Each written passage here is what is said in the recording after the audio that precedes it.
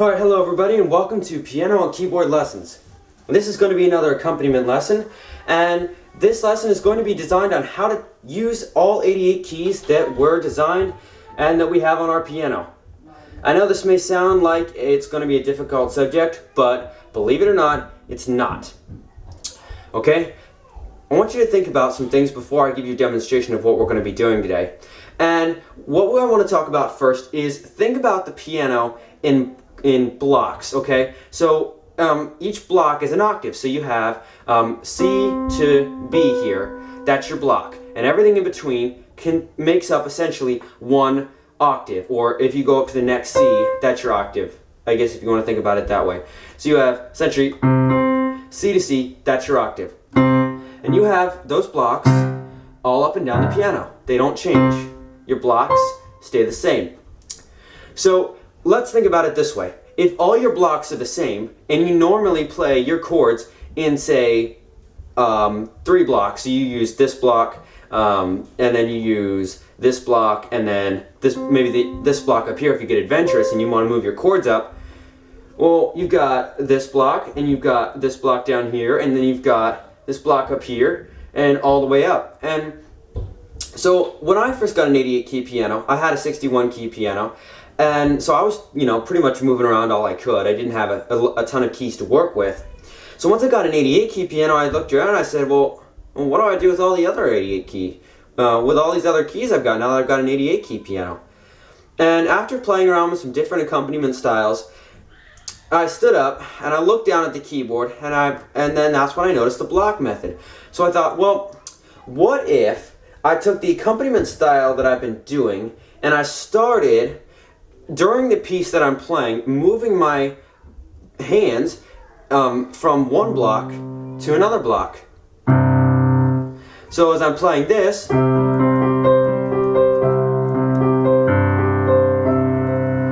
well, there we go. I just made use of a block down here.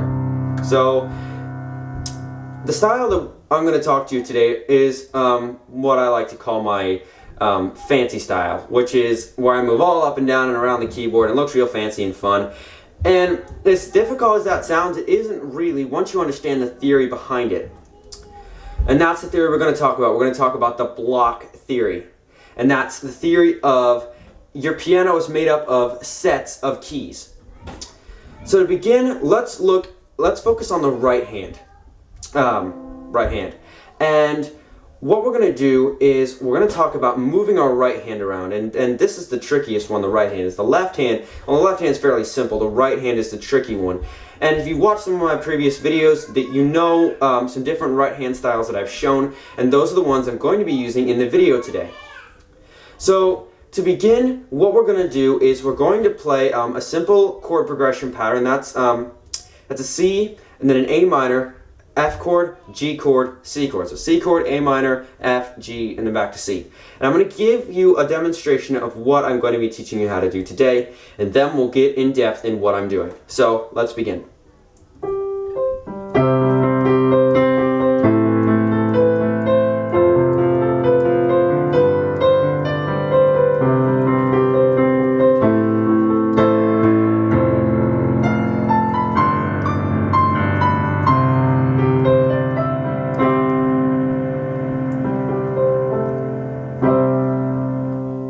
Okay, so as fancy or complicated as that might have looked, and I don't know, it may not have looked that fancy or complicated to you, it's not. Everything that you do with the piano, or anything you do in life, really, you have to look at it with a can-do attitude. So let's do this piano style. So what we're going to do to get started here is we're going to focus on the right hand, okay? And what we're going to do is just slowly start. This works best for slow styles at first until you get used to playing faster pieces. Then then you can translate the style, make it a little faster. We're going to start out nice and slow here, and we're just going to look at what we can do. And as I'm playing, I'm kind of going to give you some instructions on what you can do. So say you're starting out with your C chord here, and you're playing along with your C chord. Well, how are you going to liven that up? Well, in previous videos, I mentioned the idea of adding single note riffs or licks or whatever you want to call them, little frills into your chords to give your playing some body. So you could do.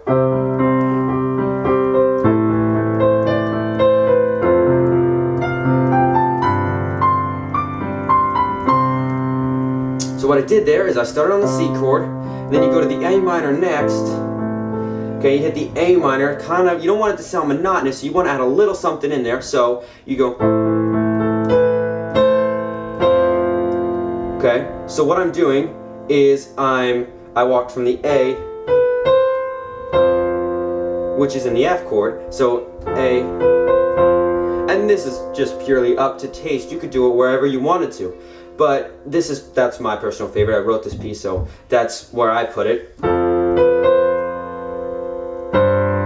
Okay, then the G chord with the right hand.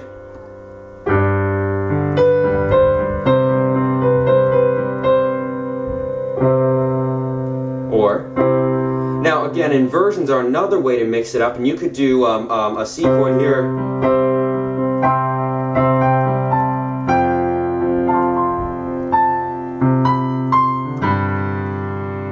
And an inversion is simply taking the notes in a chord and mixing them up and playing them in a different order. So C chord, this is G, C, E. You can play it C, E, G, or E, G, C. So that's what I'm talking about when I talk about inversions. So now that we've kind of covered that base with the right hand, sort of the single note style, now we can look at moving around our chords.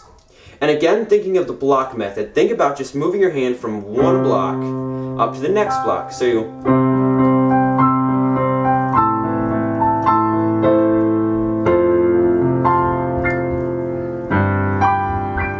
can kind of even keep your fingers kind of in the same position. You're just gonna, and then you keeping your fingers in that same position, just move it up and hit your chord. Or you can do a different inversion up a little higher, you know, whatever suits your fancy. So now that's pretty much all I do for the right hand. It's just I use the little single note add-ins, moving up or down the keyboard, and then I do the chords, you know, up and down at the right hand, higher and lower, and then just, you know, as the music calls for it. So if you think about it in blocks, then it's always easier to move around, because you're just saying, well, I'm just taking this progression and moving it from this block to this block, right? So you can play, well, I want to play that a little higher. Okay, so you have your block here, you have C to C, so you can move it to your next C to C block. Well, here we go. See? Just like that. You're just moving it from one block of keys to the next. Okay? So now that we've kind of covered the right hand, sorry, we'll look at the left hand now. And the left hand, and this left hand is going to start to seriously give us some bass. And the bass is really important when it comes to piano accompaniment, especially if you're playing a gospel or a blues or you know, country style or whatever. The bass is always really important. So as you're playing your chords here, we'll keep it simple in the right hand. I'm just going to C. Okay. Now I'm playing an A here. I'm doing the octave A to A. Okay. So that makes it pretty simple. I'm just going to move A. Okay. I'm just going to move A down here. So I'm going to go.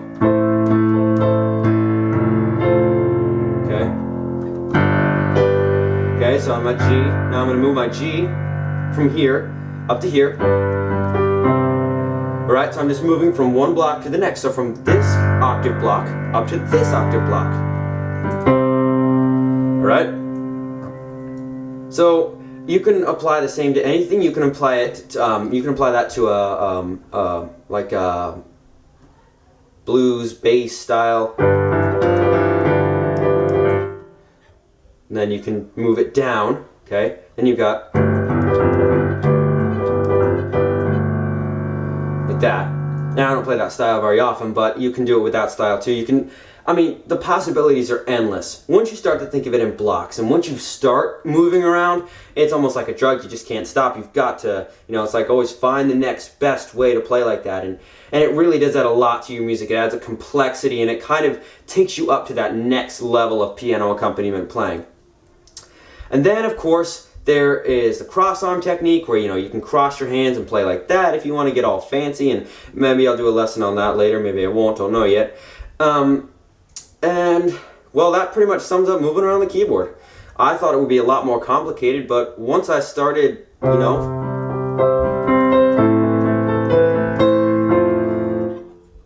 to sum it all up, here's kind of what it is. You take the accompaniment style that you're playing right now. Look at your hands and watch what you're doing, okay? And then move your hands down an octave or down a block. So you're playing within this block right here, you're playing in this block, or if you're playing in the key of G, you're playing here, playing inside of this block, well, you're playing inside this block, well, okay. Well, now I'm just going to move my thumb, follow it up to the next. Okay, here's my next block. I can do those same moves inside of this block. Or if you start up here, thumb, find the next G, okay, you're inside of this block. Same with your left hand. You're playing like this, okay, then you just move down and find the next C to create your next block. Alright? So, it's very simple once you start to look at the whole 88 keys method, and then you can finally start to make use of some of those dusty keys down here and up there that you haven't used very often. You can kind of dust off those keys and start to throw that in, and then you're on your way to some serious piano accompaniment. You whip that out with some, you can take a simple chord pattern, and using those techniques, you can create your own masterpiece off of it. I took some basic chords and I made a song out of it just by throwing around that moving around style and my own accompaniment style, and throwing in some single notes in there and some single note riffs and things like that, and I wrote a song off of it. And so you can do the same thing, and if you're ever in a bind and you don't know what to play and somebody asks you to play, just whip out some chords, a chord progression like C chord pattern. You can do like,